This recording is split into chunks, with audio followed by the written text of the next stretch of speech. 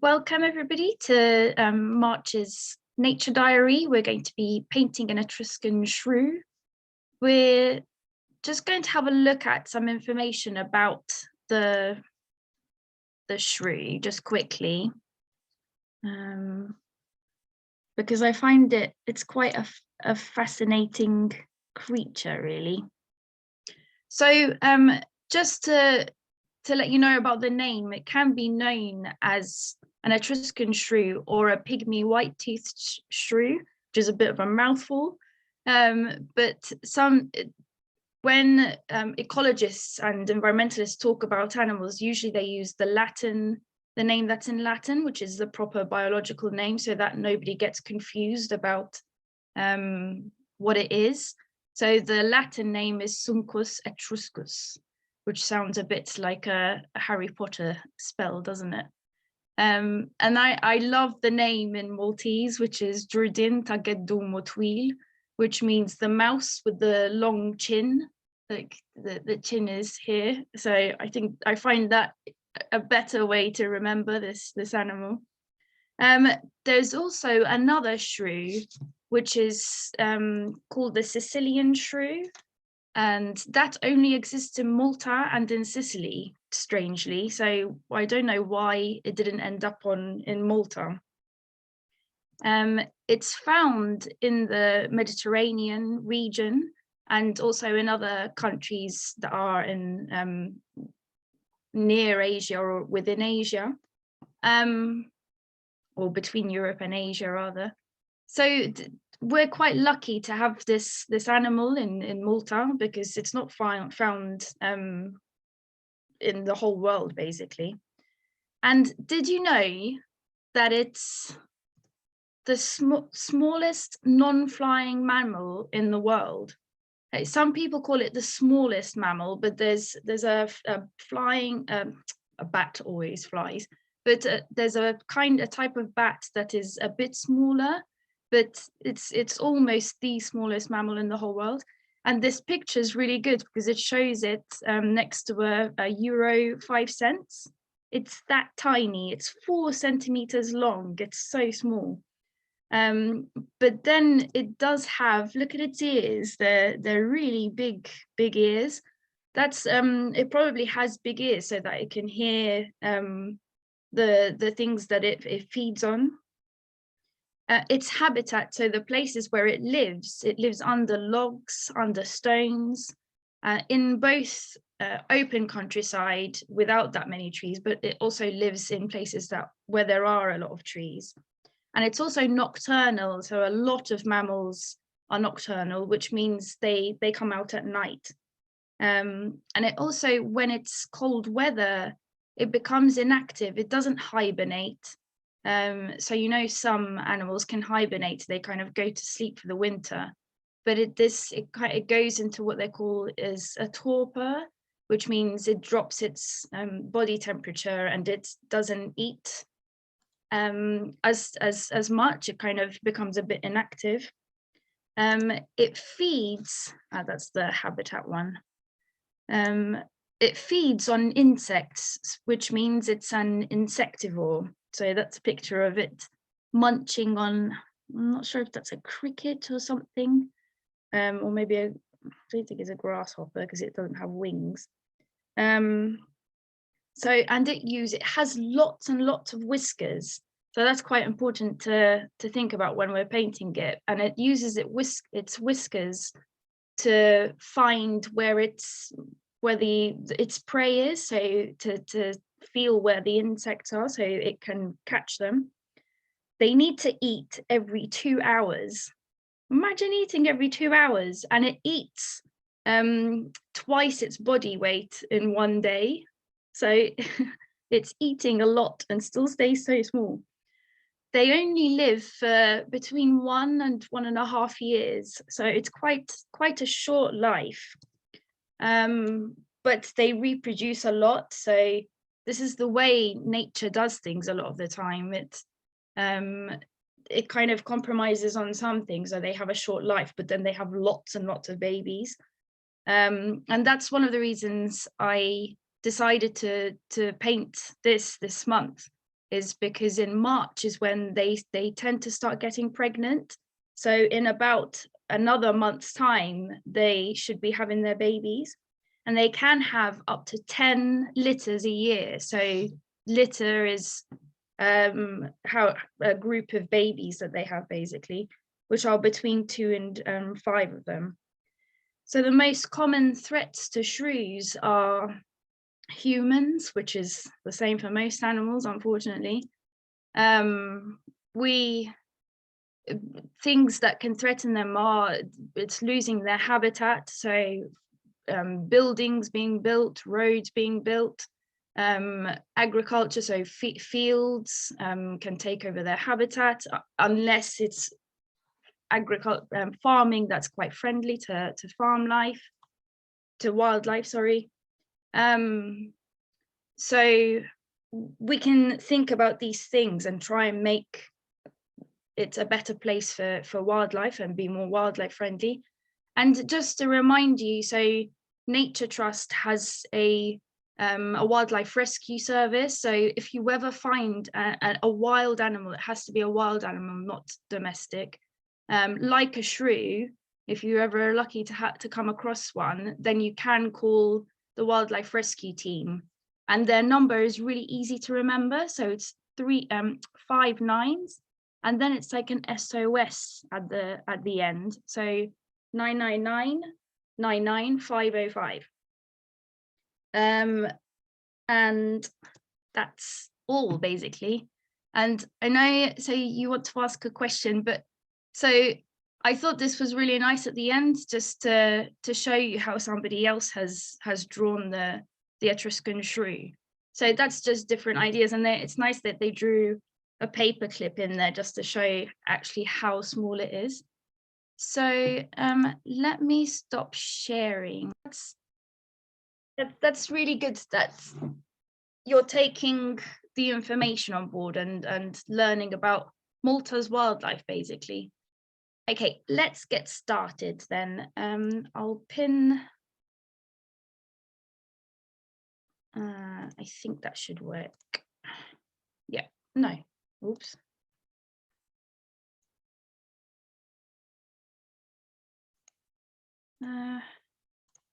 Yeah, okay, I think that's better.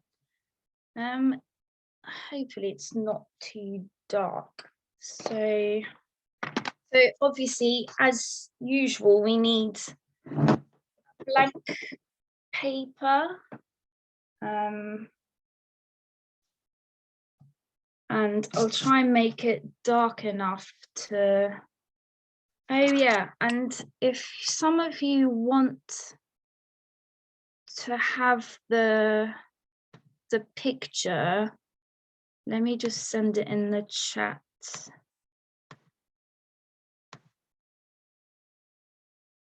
How do you send maybe you can't send an attachment. Oh, that's annoying. Does anybody need the picture? I think I usually send a link, but this time I couldn't send a link because I flipped the picture around. Yes, please, if we can see it while drawing. Yeah, okay. I haven't been. I thought I could send it as an attachment, and I can't. No, you can. Yeah, okay. So let me.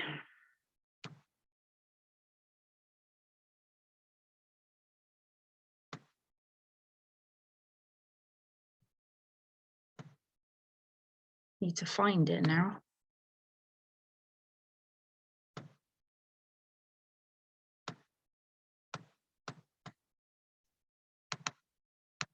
Okay. It's coming.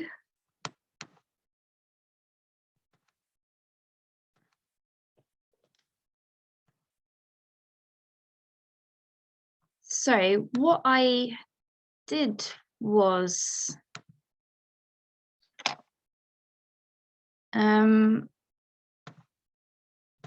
because I used two pictures just to complicate things.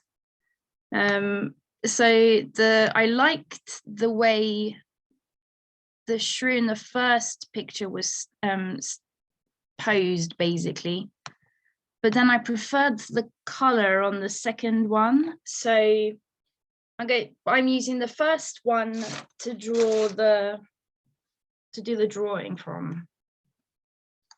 Okay, get that in front of me. Okay, that's sorted. Okay, so as usual, I'm going to keep my pencil quite loose, and I'm going to start with drawing the log, I guess it is what it is, piece of dead wood, whatever you want to call it, and draw that quite loosely. Hopefully you can, yeah, should be able to see the lines. So that can be quite loose, and we're aiming for the shrew. I mean, you can put it in a different place on your page, but I'm aiming for it to be quite in the middle. And then just roughly, I'm going to draw the basic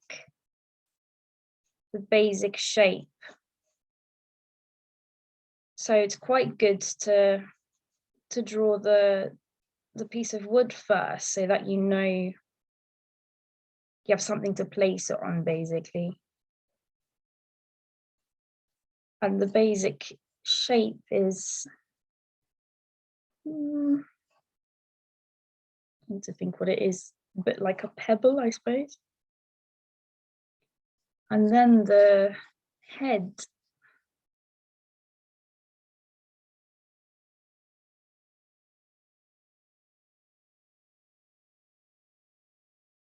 I don't know what kind of shape to describe the head, basically. But it's quite good to check the measurements are right. So, and the way you do that is if you look at the picture you're drawing from and use your pencil. I think the body is around twice the head size. So if the head is that long, okay, maybe the head needs to be slightly smaller. I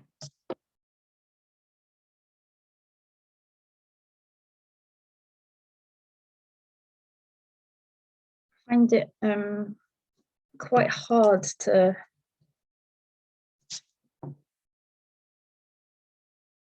picture, just when you're drawing it, it feels like you're drawing it quite big. My hair out of the way, but to think that they're only 4 centimeters long, it's pretty amazing. So now we've got that basic shape. Let's put the legs in. So the legs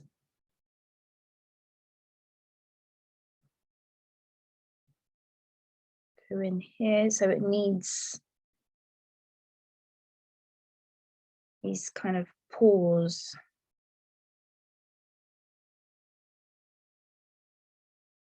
And I'm not going to draw much detail for now. And this log can come up a bit further.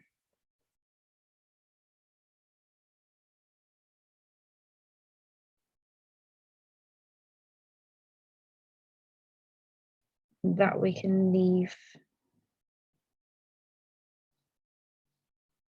for now for details. And then around here is where it's really cute, this picture, because it looks like this She's standing up to shake hands with somebody.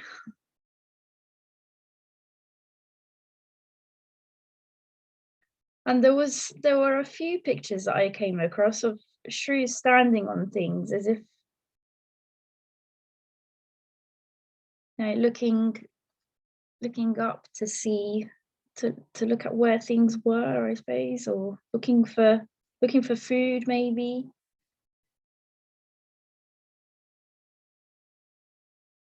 I think that's about right. Or maybe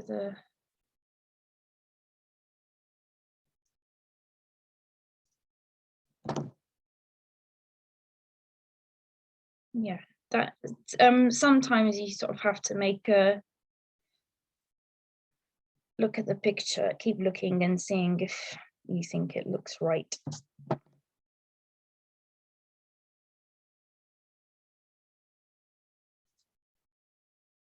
So now I'm going to go round it because I'm quite happy with the shape. And now we can go round and make the outline a bit more detailed. And the tail isn't showing in this picture, but I just went ahead and added it. And I saw in another picture that it's quite pink, its tail. So at least we know what color to make it when we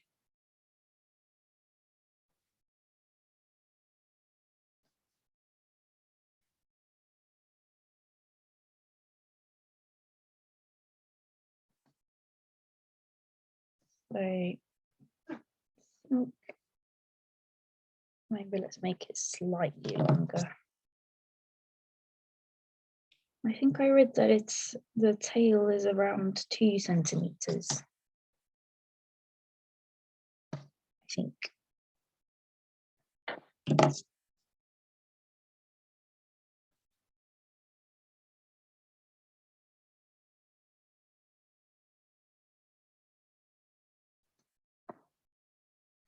Okay, so I'm just gonna get rid of some of these sketchy lines, and the back kind of flattens a little bit and then moves in towards the neck.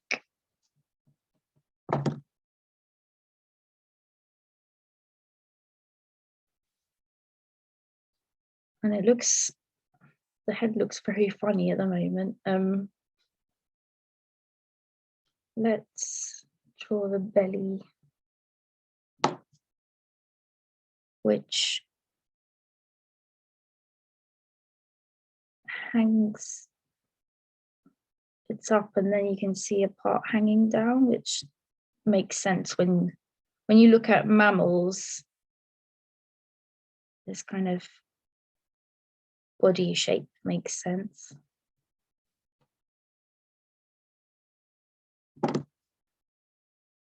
It could be, for example, if you have cats or dogs,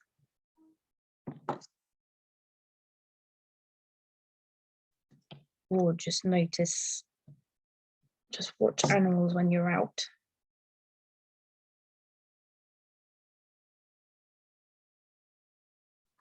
And yeah, the hand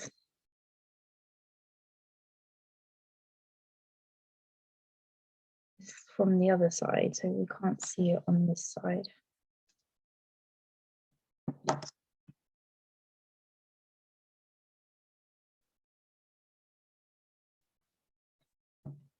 So I'm going to get rid of all those sketchy lines there so we can draw its giant ears.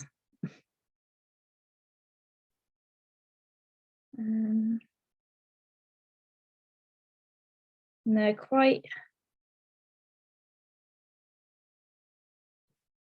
funny shapes.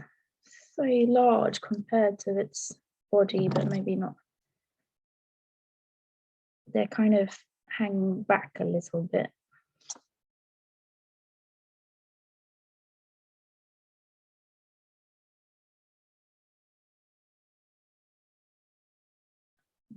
So they're quite sort of round at the top, and then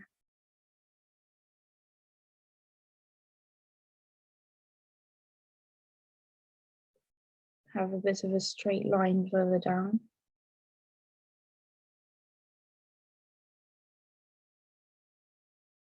And it's kind of helpful to draw the shadows and the shapes inside the ears. So if you have to look quite carefully, and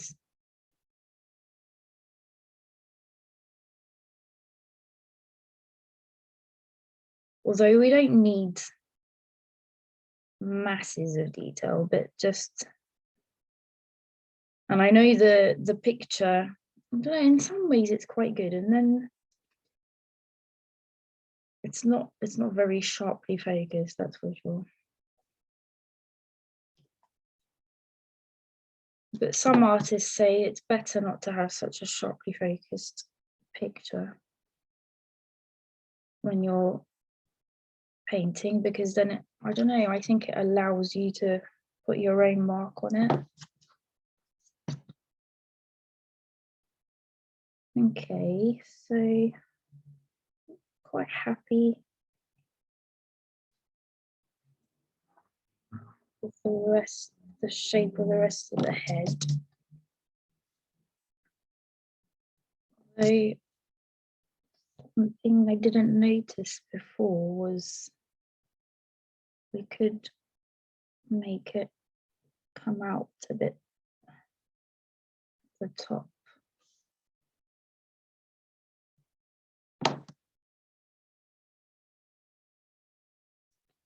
You try not to use my rubber too much because it kind of affects the watercolor.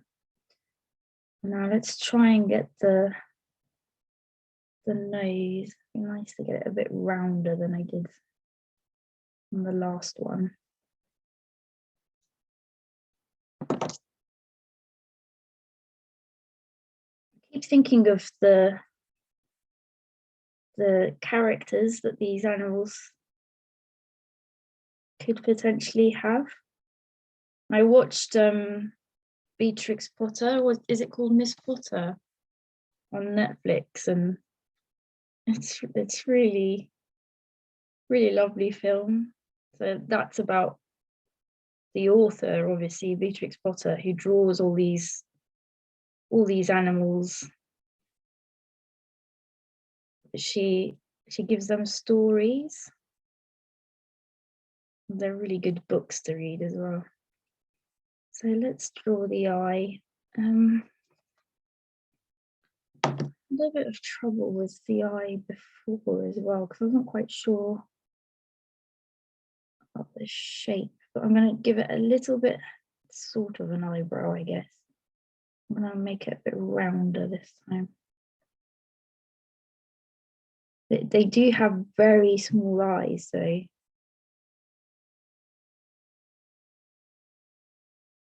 and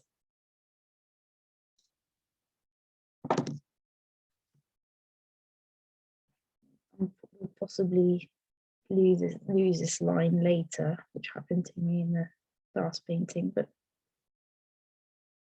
give it a bit of a mouth. It's kind of just a suggestion, and I think I need to give it a bit of a jaw, so bring the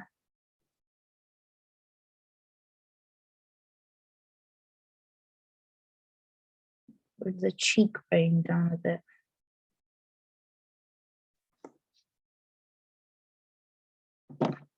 Lost it.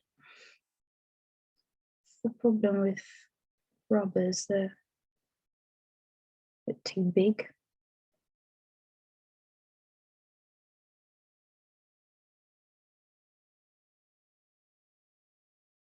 Okay.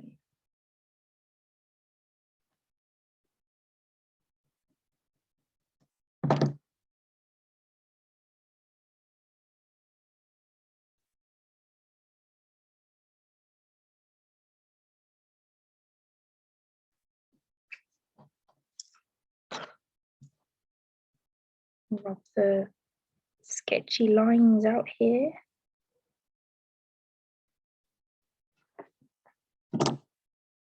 And I'm just gonna put a bit more detail on the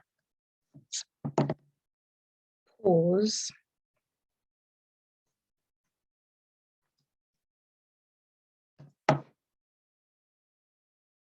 So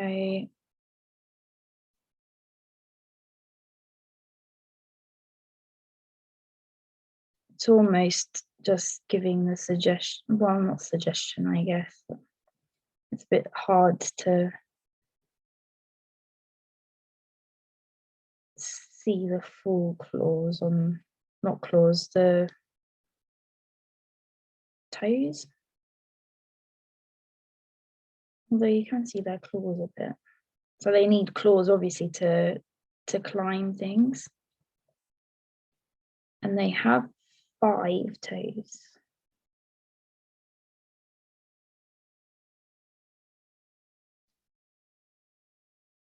And then this one sticks out a bit.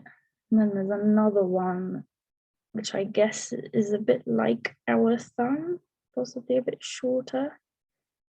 If I can see that correctly. And then this we can't quite see. Let's see a bit thinner.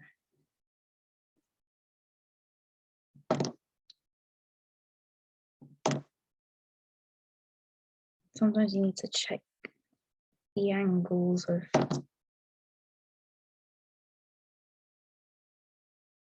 things.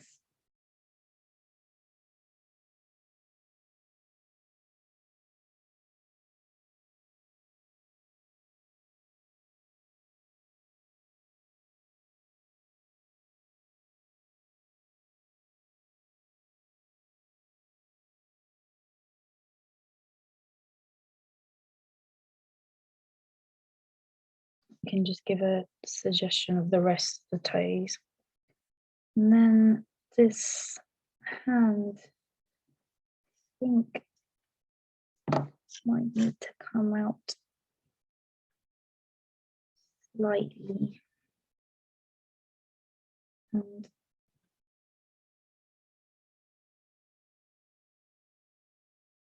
God, can you imagine how small the toes are and the fingers? I mean, no wonder it's hard to get a sorry. It's probably hard to get a photo of them in the first place.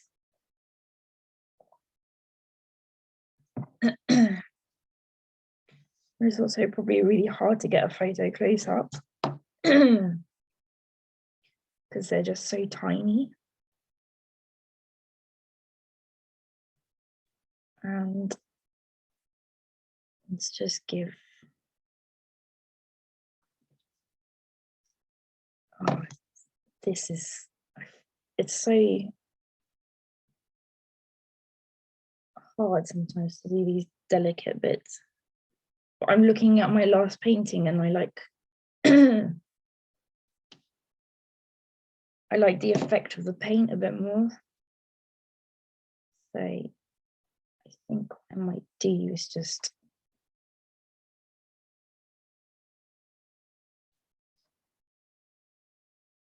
leave it like that. And then we'll see how it goes with the paint.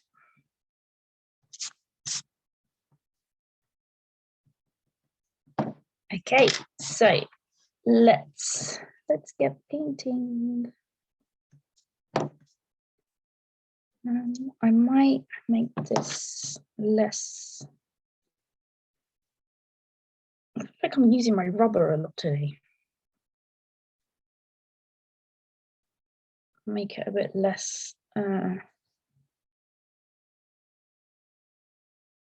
even and put a crack in the wood there.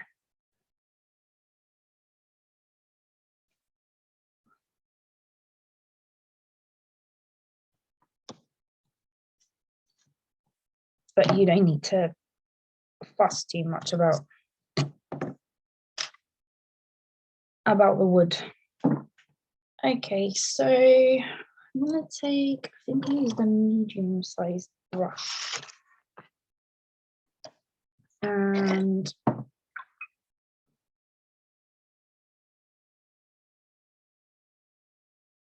the yeah, like I said before, I'm not so impressed with the coloring on that photo. So let's take the other one. So it's light brown at the top and then a pale grey on the belly, and then the paws and the tail are quite pinky. And so I'm going to use, I don't think I wrote down what I used last time.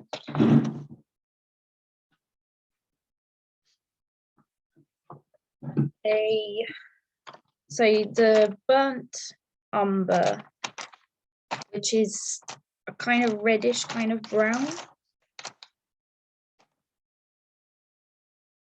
So put that in there. I don't know if I should lift it up a bit and so you can see.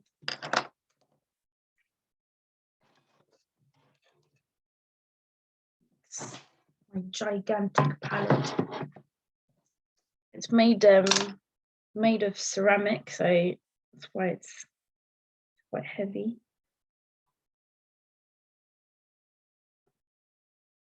So you don't need that much if you're using watercolor, but if you're using something else, it's going to be a bit different. And you can add, because I don't want it to be very dark brown, you can add a bit of orange. And I've got this kind of, it's called burnt sienna. But if you don't have it, just add orange, or even red added to brown. And then a bit of yellow. And then mix to see that you get the color that you want. And it's always good to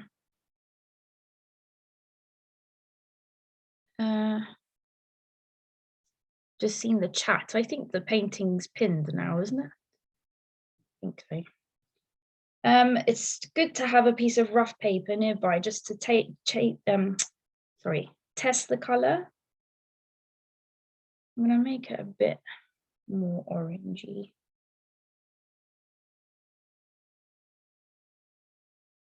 And then I guess it depends. I quite like that. It depends on what the situation of the shrew is, where it's seen. I think the photo that I'm painting using for the color, I don't know if I had some kind of light on it. Maybe it's when the sun's coming up or something. It looks quite orangey. And I'm going to, so watercolor always dries a lot lighter. So I'm going to start from the top.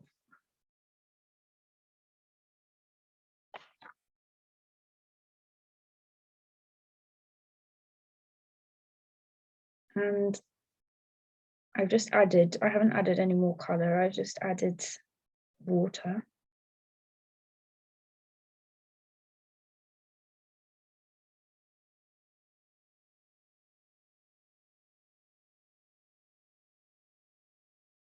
And I'm going to cover the whole body. And I'm not going to go all the way down to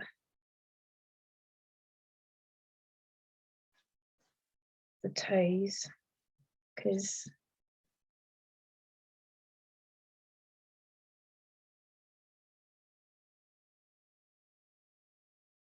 I'll add, I want to make them pink.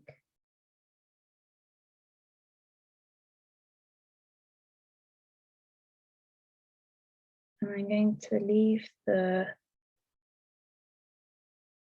ear blank for now, apart from the bit that goes inside.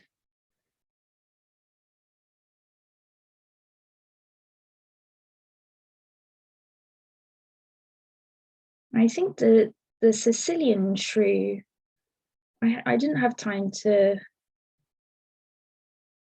research it that much, but it's a grayer color and a bit bigger. I'm trying to leave the eye white, because then when we paint the actual eye color, we can leave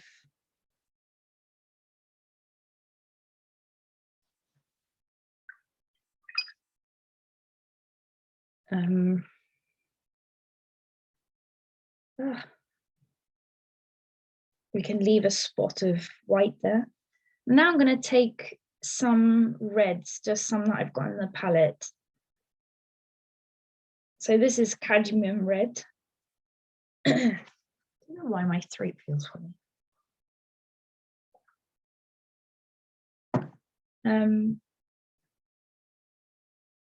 But I'm not taking much of the color. It's a tiny bit of color with a lot of water. Because then when you paint it, it makes this kind of pinky kind of color, which is going to be good for the tail and the toes.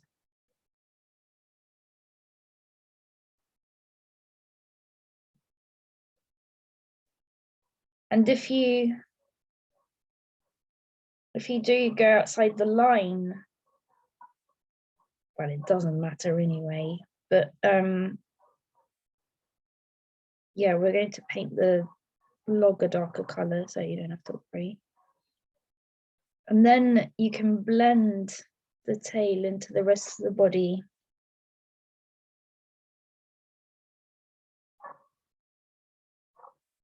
With a bit of a dry brush. So I'm dabbing my brush on a piece of kitchen towel. So do the same for the claws or paws.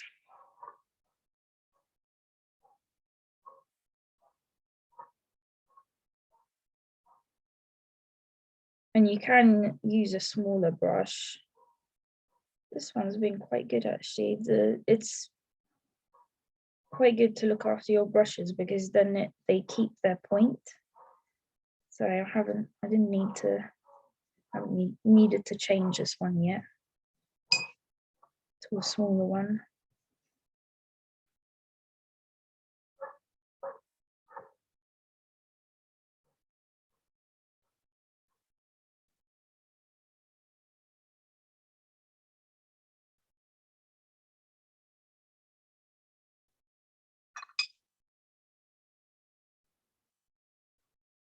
Just added a bit more brown there, not completely necessary. And then let's paint too much color.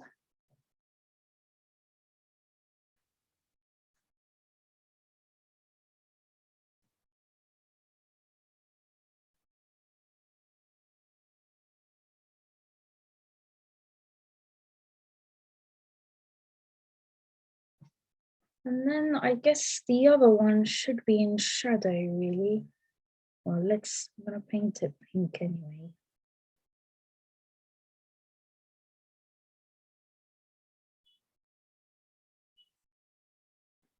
And we can also put a bit of pink inside its ear, which is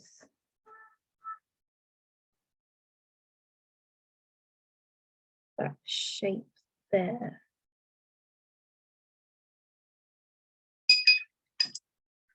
So now I'm going to use some grey. So I use Payne's Grey, which I just think is just such a useful color. But if you don't have it, you can use black with quite a bit of water. Or you might just have grey.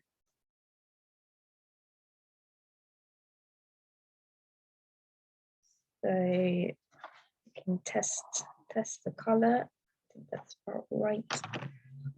And then so I might need to keep switching between. Right.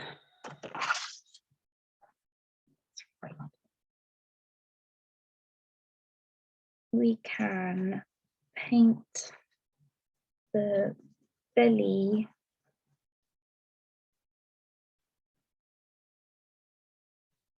a little bit of grey.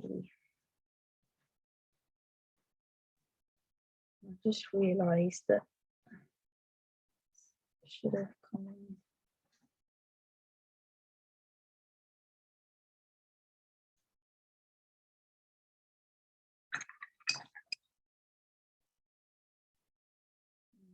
Maybe not so much.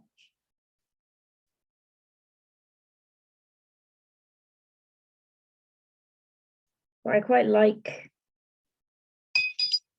when it blends in like that. So you can blend it by dipping your water in, your brush into the water.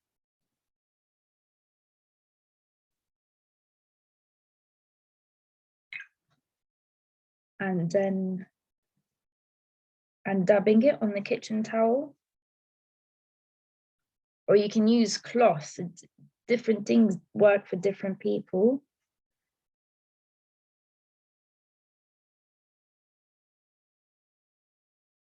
I mean, I try to use cloth sometimes, but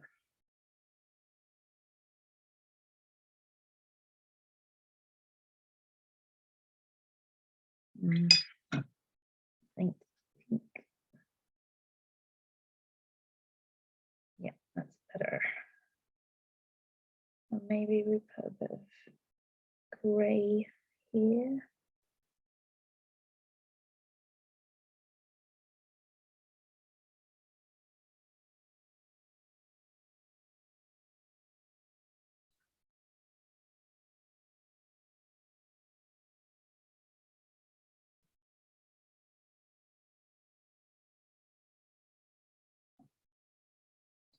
And I'm just gonna add a bit more color, a bit more paint to that mixture to make it a bit darker, because to give it a bit of shadow.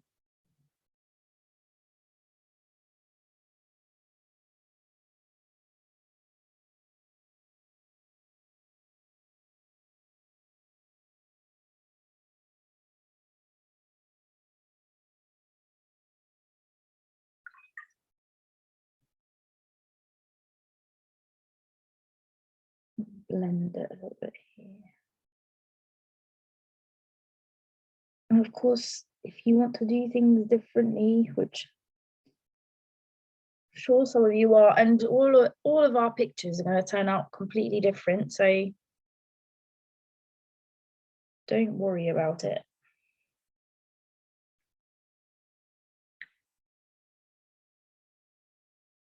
And I feel like, well, I am really.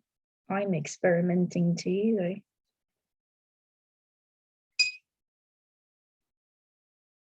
Just gonna give it another layer of brown or orangey brown.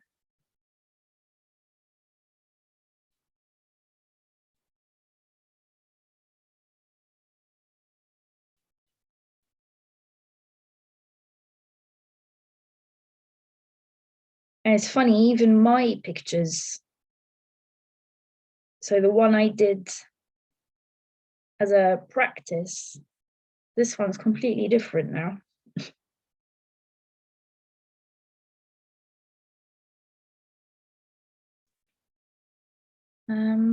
So let's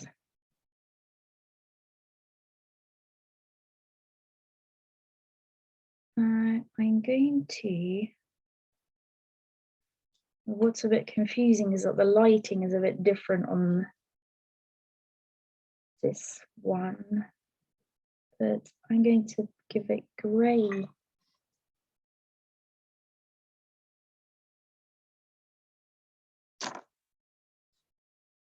Kind of near the eye area, get a bit more grey.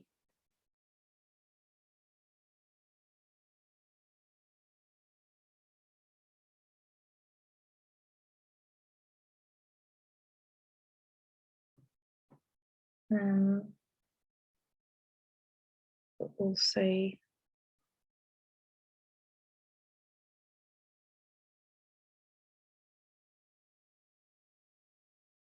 because the other one came out really dark.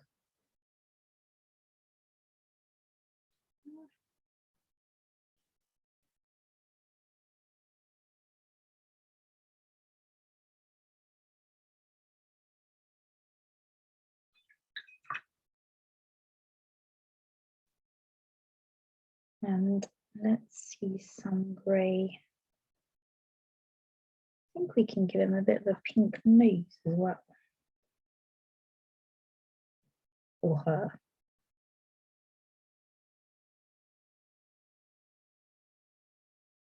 Yeah, I'm going to paint this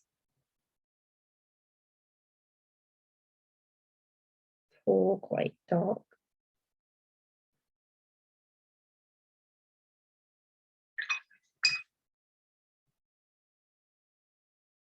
And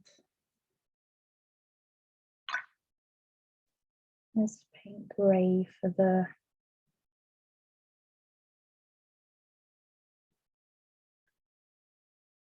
the ear.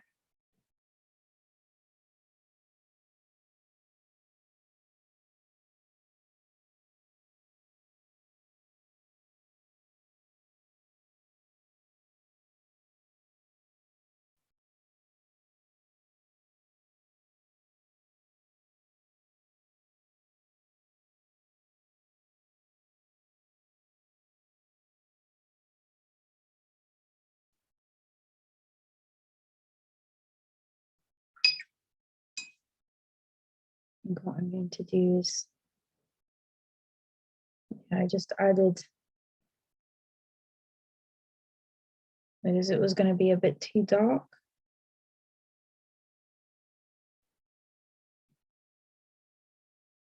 Added some water and then I'll need to go over that.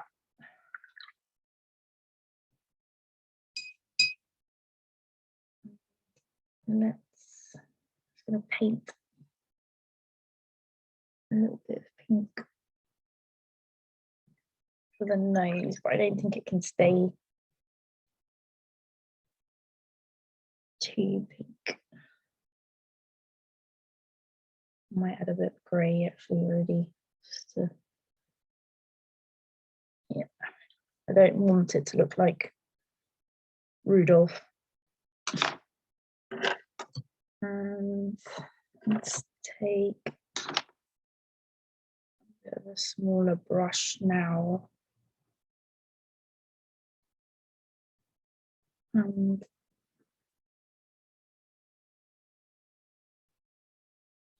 suggestion of the mouth.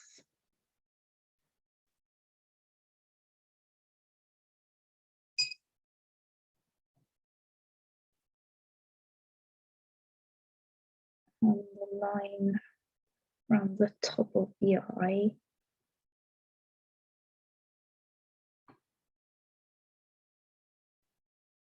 And the eye, you need to pick a bit more color up. And just, the eye is often the hardest part, isn't it? And I'm painting the outline first, and then going closer and closer in, but leaving a circle in the middle blank.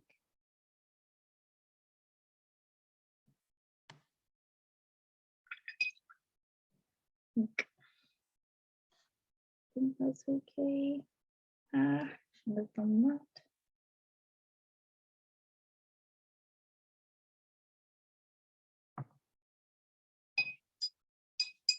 Oops. Right. I think I'm going to make it a little bit darker and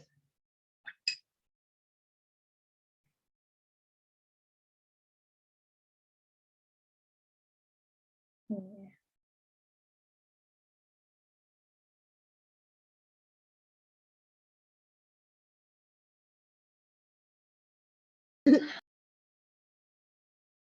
Everyone okay?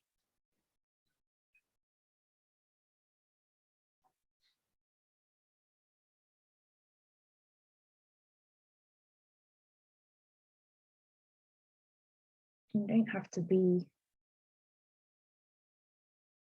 as delicate as this, of course. Kind of wonder whether it's too delicate sometimes.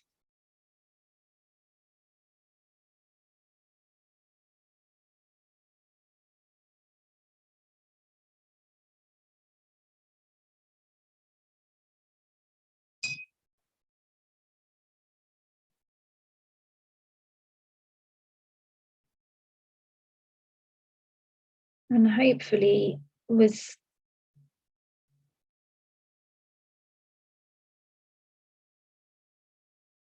trying to blend the colors like this kind of gives, because watercolor, you don't quite know what effect it's going to give. It gives a little bit of impression of the fur.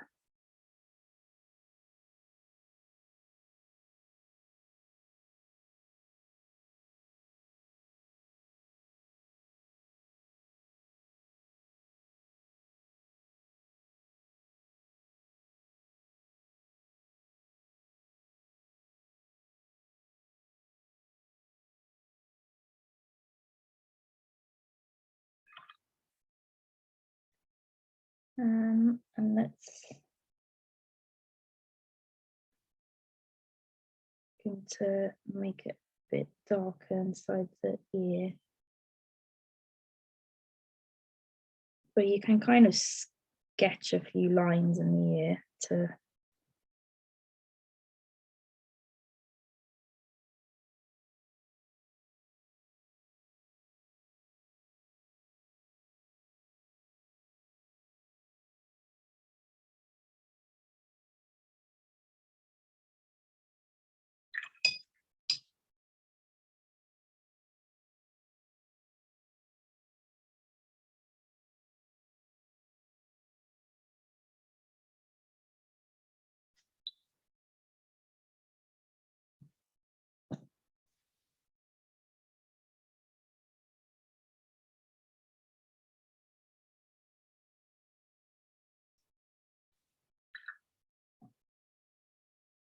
make it a little bit of a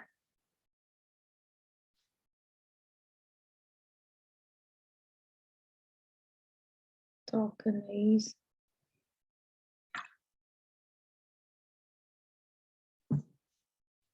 And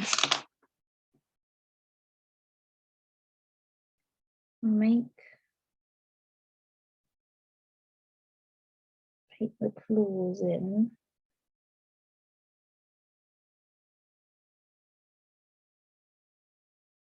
Which is just a little bit of grey, basically.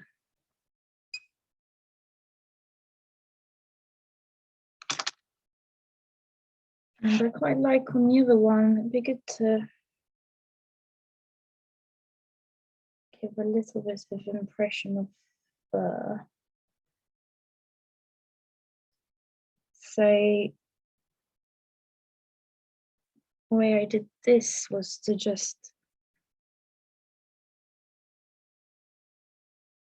put a few flicks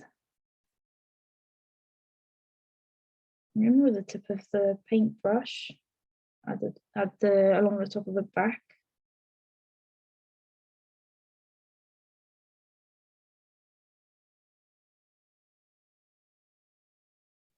You don't have to paint a lot of them in, just to give a suggestion. And then you can just kind of sketch a few lines in. I'm just wondering whether, that gives a nice effect. Just using the side of your paintbrush, which has a little bit of paint. Because when you look at the photo, it's not all even color, is it?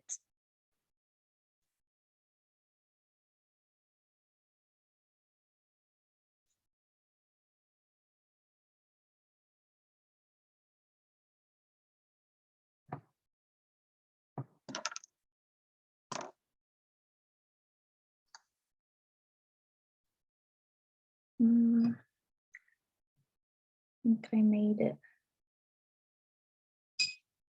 I need to lighten it up a bit.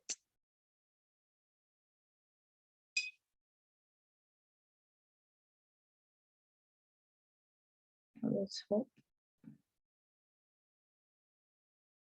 Give it a bit more color.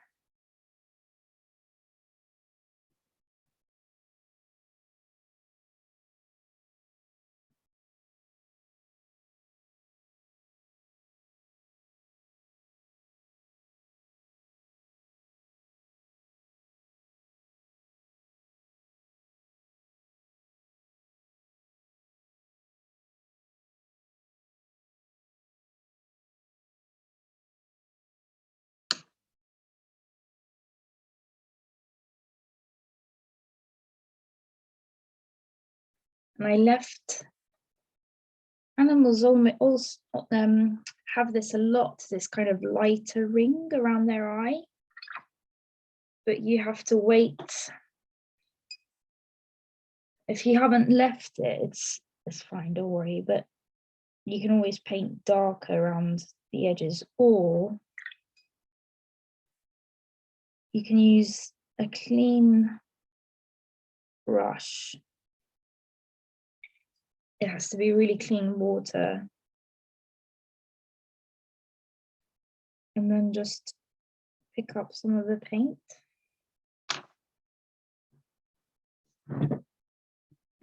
Okay.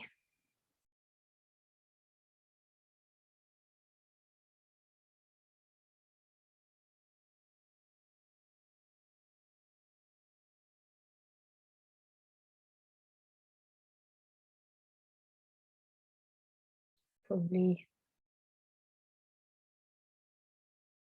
doing too much now.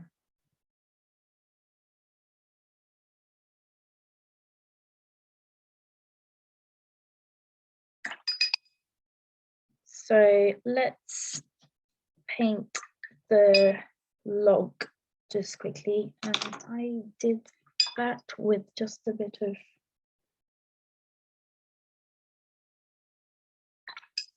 a brown. Too much water, really. I think, well, it doesn't matter if it's,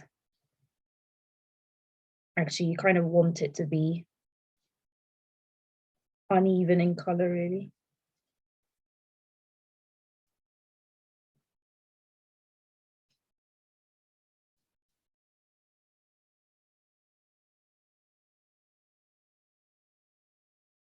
And just paint all of it. And really that's what you want to do with watercolor. I mean, I'm no expert, but I keep trying to listen when I do courses and stuff, that you should paint the pale color, the palest you can, and then you paint in layers, but I'm very impatient. I find that really hard, although it's quite good for you really to try and paint like that.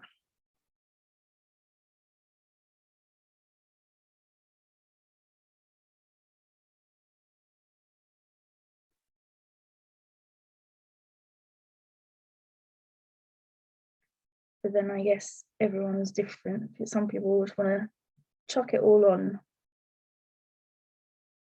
and see what happens.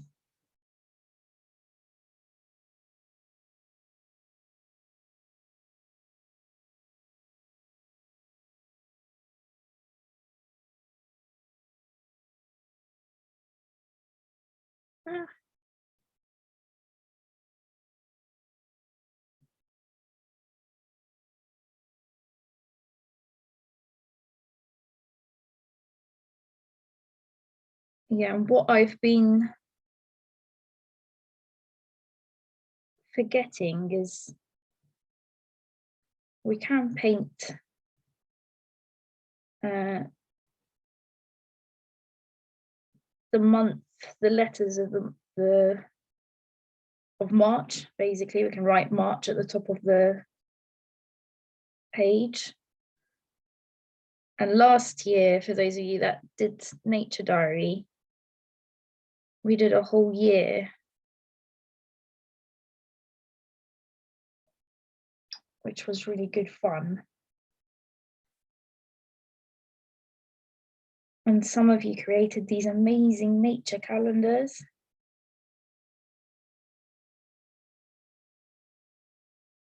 Although it's completely up to you what you do with these paintings. I hope you're keeping them all.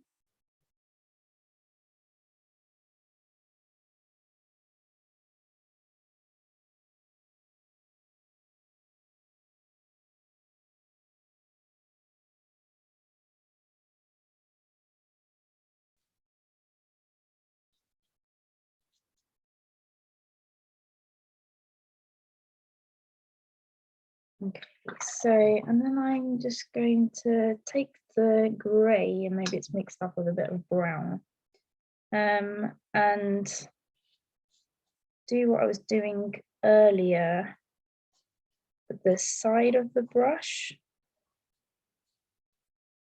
Try not to, I don't want to do it too much with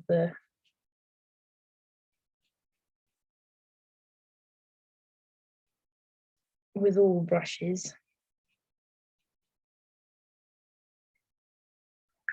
And then to get a really dark color, so we need a dark color for the shadow. You can mix Payne's Grey and Burnt Umber. And I'm just going to, it's a bit too wet really, but just to give that impression of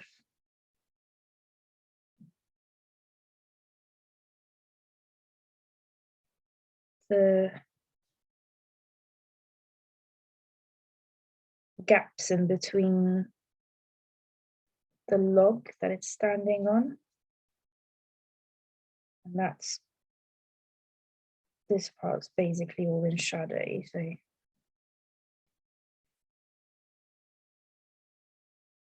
And then we want to, it's quite important to paint shadows really, because then it gives them a base that they're standing on, or makes them look grounded basically.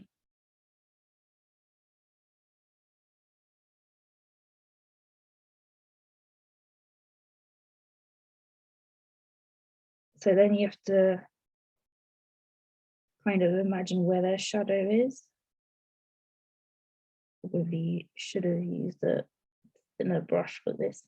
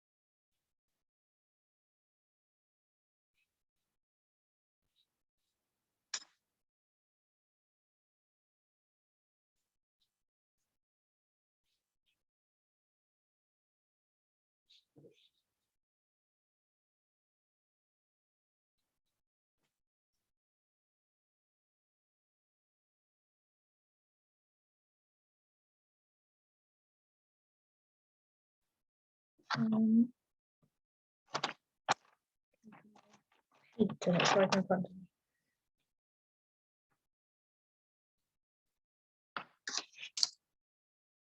Just make that a little bit darker.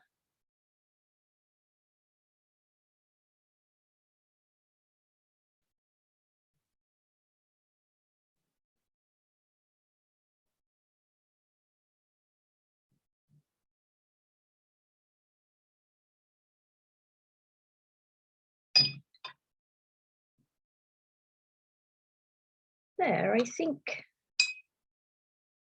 Ah, no, I've forgotten.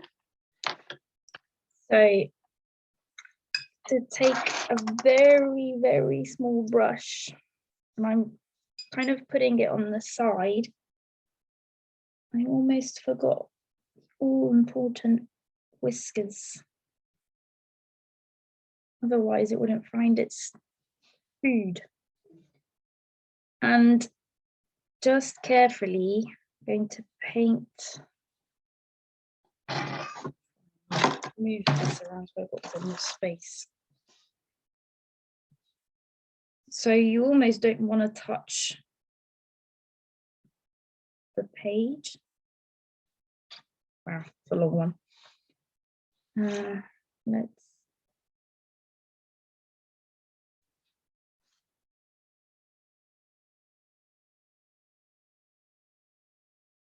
And it's with the very tip of the brush. And it's a mixture of grey and brown that I'm using. Sorry, I should have said that before. And so then those are the ones at the back, and then the ones at the on this side can start from the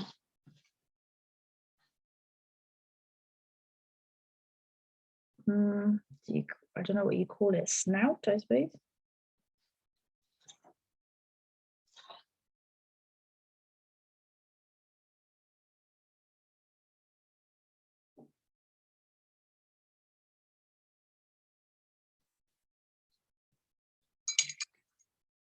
Kind of doubled up on this one. If the whole line doesn't show, that's fine.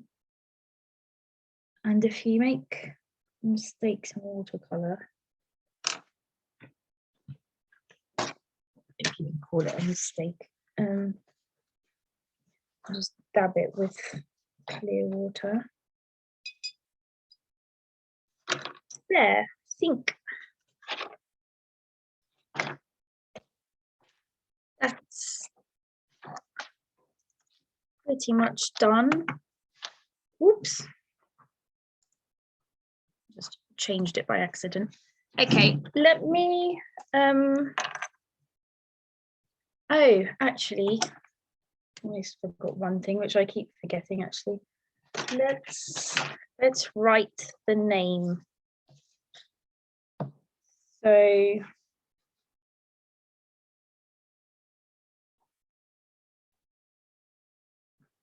Etruscan.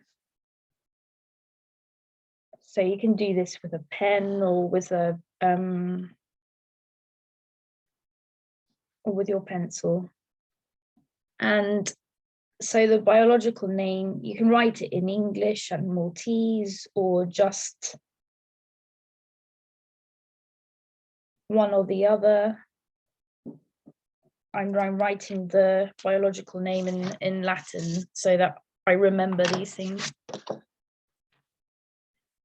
And like I said before, you can put March at the top, and then you can turn it into a nature calendar or diary next year. You can write different notes about the animal at the top. It's completely up to you. So I'm going to stop the recording and maybe we can have a quick look at people's paintings if they want to show them. If not, it's totally fine, don't worry. So thank you everybody for joining, and see you next time. Next Nature Diary will be, it's on the first Saturday of every month. So the next one will be 2nd of April. Thank you.